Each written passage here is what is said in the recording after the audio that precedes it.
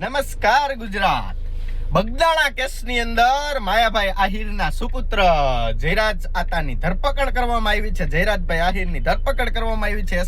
એસઆઈટીની ટીમે બહુ મોટી કાર્યવાહી કરી છે. તો આ ઉપરથી મને યાદ આવ્યું કે ગુજરાતમાં હાથાત કાંડ એવાય છે કે જેના પીડિતોએ ફરિયાદ કરી હોય અને ફરિયાદીને કોઈ પ્રકારની કઈ કાર્યવાહી ન બતાવવામાં આવી ને આરોપી છે એ મોટા નેતાઓના, મુખ્યમંત્રીના, મંત્રીના, કેબિનેટ મંત્રી બધાના પીઠબળ લઈને વ્યવસ્થિત અત્યારે ગુજરાતની અંદર ઘૂમી રહ્યા છે.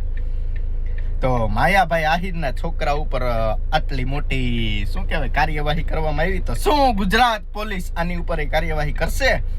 તો માયાભાઈ આ તો હું કોઈ માયા જયરાજભાઈના સમર્થનમાં કોઈ બોલ્યું નથી. તો આહિર સમાજનો ગુજરાત ઉપર ઘણો એવો બધો શું કહેવાય સિંહ ફાળો છે.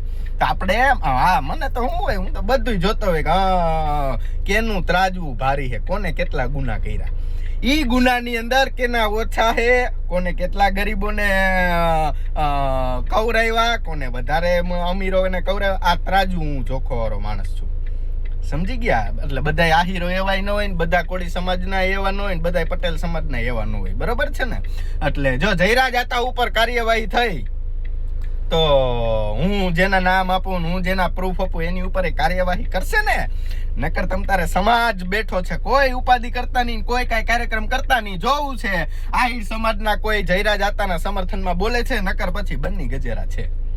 બરાબર ને? હા, જયરાજ આતાની જેલ એન્ટ્રી, જયરાજ આતાની જેલ એન્ટ્રીમાંથી બહાર આવે ત્યાં સુધી આપણે એપિસોડો બતાવશું અને ગુજરાત પોલીસને નમ્ર વિનંતી કરશું ને સરકારશ્રીને નમ્ર વિનંતી કરશું કે જયરાજ આતા ઉપર જો આટલી કાર્યવાહી થઈ તો આની ઉપર કાર્યવાહી થવી જોઈએ. હું વિરોધી નથી કે ભાઈ હું કામ કાર્યવાહી કરવાની જ હોય. ગણેશ ગોંડલની કેમ કાર્યવાહી કરી, રાજદીપસિંહ રીબડાની કેમ કાર્યવાહી કરી, જયરાજ આતાની કરી, એનોય વાંધો નથી, પણ હું એ તમને નામ આપીશ. અને જો એની કાર્યવાહી ન થાય તો કઈ વાંધો નહીં. હું ને મારી માતા સૈયદ હાથ પેઢી સુધી કાર્યવાહી એના મનમાં ઘૂમે ને તો જ. હા, એટલે ઉપાધિ કરતા નહીં.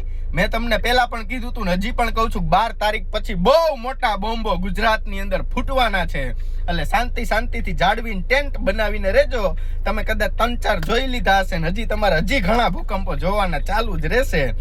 તાલુકા જિલ્લા પંચાયતની ચૂંટણી આવે ને તાઉદીમાં. એટલે નમ્ર અપીલ કાળિયા ઠાકરને કે હે મારા બાપ, કોક મોકલ, કોક આવે એટલે પાછળ તમ તારે બની ગજેરા બેઠો હોય. જય સરદાર.